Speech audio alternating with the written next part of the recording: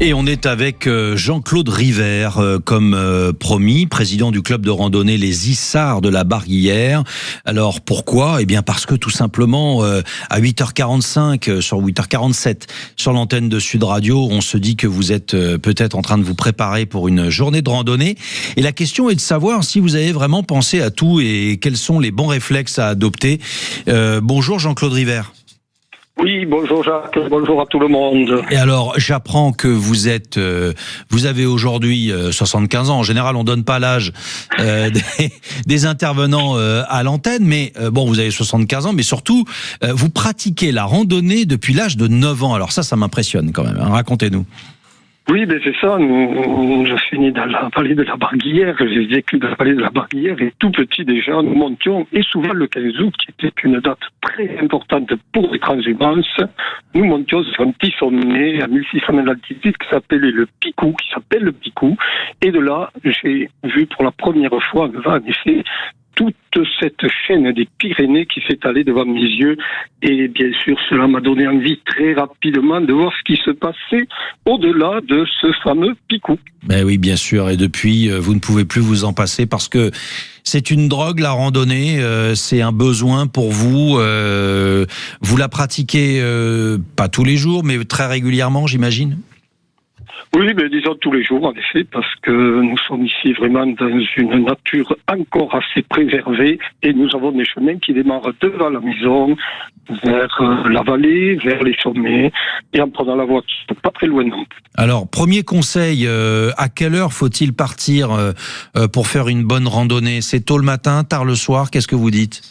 Voilà, alors nous sommes là en plein été, nous sommes au cœur de l'été, les journées sont encore longues et pour notre club, par exemple, les Issards de la Barguillère, nous partons très tôt, c'est-à-dire 6h, 6h30 le matin, 7h au plus tard pour éviter en effet les fortes chaleurs et surtout pour rentrer ensuite de bonne heure, ce qui va éviter en ce mois d'août malheureusement les orages qui arrivent plutôt en milieu d'après-midi. C'est très très important en effet, surtout ne pas partir après 10h, 11h, ça peut être dangereux.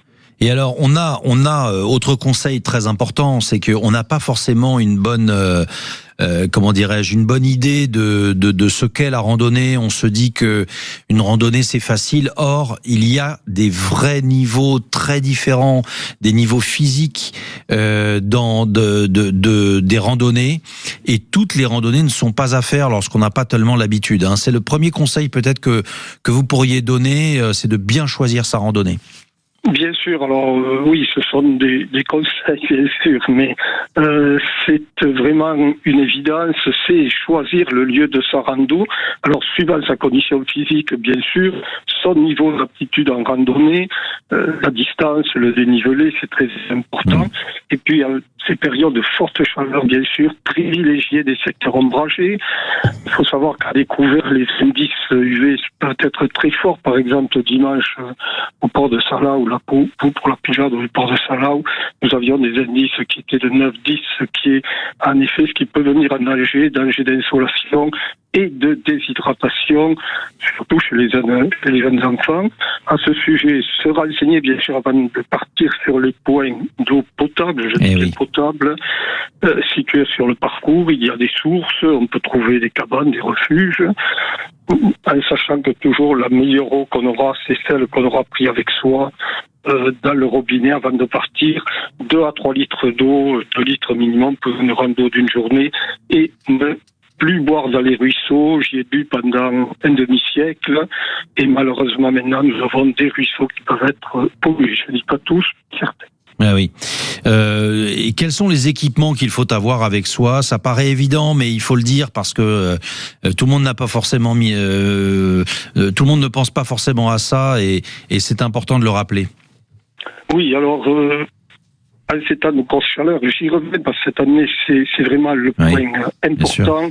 D'avoir un couvre-chef, un chapeau à large bord, c'est quand même mieux qu'une casquette, des lunettes de soleil adaptées à la montagne et aux fortes luminosités, des chaussures, alors on le dit, on le répète, on ne part pas en tennis, en petites chaussures sandalettes, en montagne, on peut aller sur la voie verte, en effet, on peut aller sur le bord du canal, à Toulouse, il n'y a pas de souci, mais en montagne, non, avoir de bonnes chaussures.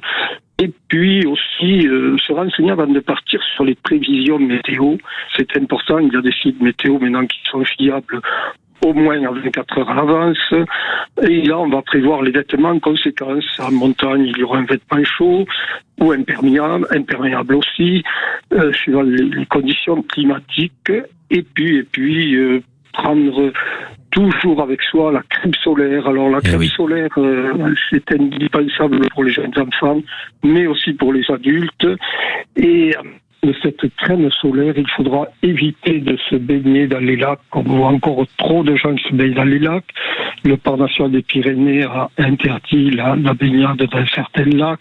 En Ariège, pas encore, mais je pense qu'il doit venir parce que vraiment, on pollue les lacs avec la crème solaire, mais avec ce que nous transportons aussi sur notre corps. Merci pour tous ces conseils, Jean-Claude River. Et j'ajoute un élément, c'est une herbe de montagne qui, avec la sécheresse, est devenue extrêmement glissante. C'est le gispet, c'est ça. Eh bien, c'est une herbe. Il faut y faire très très attention. Vous avez vu plusieurs glissades impressionnantes dans les pentes et elle représente un véritable danger. Merci infiniment d'être intervenu, Jean-Claude River, sur l'antenne de Sud Radio et de nous avoir prodigué quelques bons réflexes à adopter avant de partir en montagne.